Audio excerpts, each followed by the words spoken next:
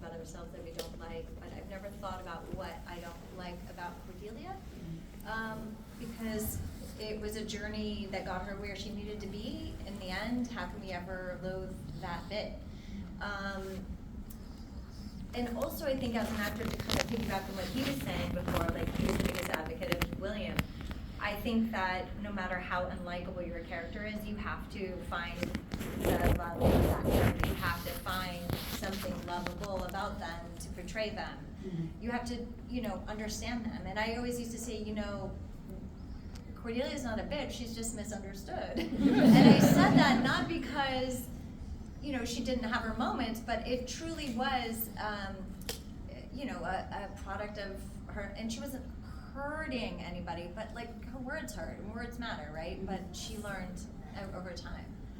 But at home, things were going on in her home that would kind of explain that. And maybe that's an indication for all of us when we feel somebody's being a certain kind of way to us, but then we realize what happened to this person to make them this way. Yeah. That's awesome.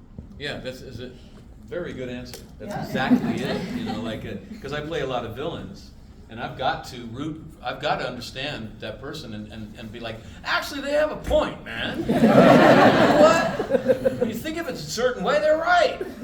I have to have that, or I'm going to be judging the character, and that's not going to be good.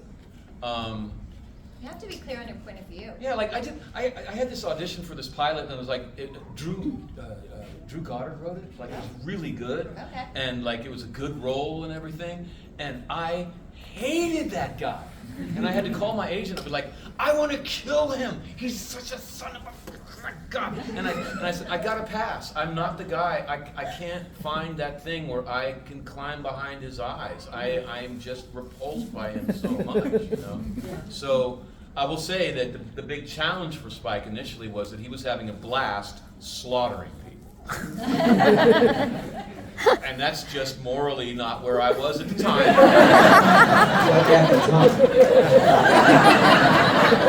And I had, luckily I'd come off of doing a Macbeth in Seattle, and I had to get to the understanding of a man whose job it was to slaughter people professionally. He was a soldier, and he was very good at it, and he had come to peace with that. It didn't bother him. And so I was kind of halfway there, so that helped.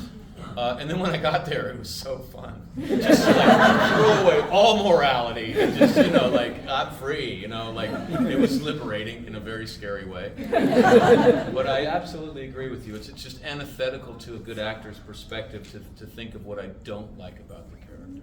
Yeah. I was a little worried about Cordelia in the beginning being a bit over-sexualized, like always making out in the closets, always like, are we gonna do this or what? My dad is gonna be home at 10, or the different things that would happen with her and Cordelia and Xander.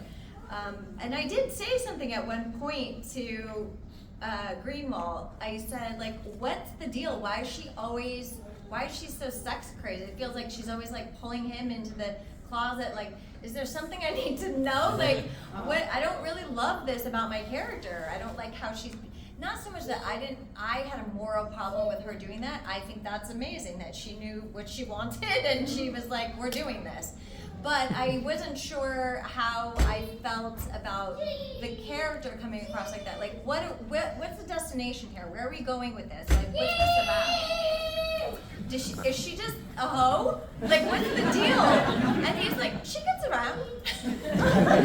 But what's interesting is that never really came to fruition, that explanation that he gave me. And in fact, it ended up being Xander that she did and was like being duplicitous. Yeah. So. Thank you so much. Yeah. Yeah. Oh yeah.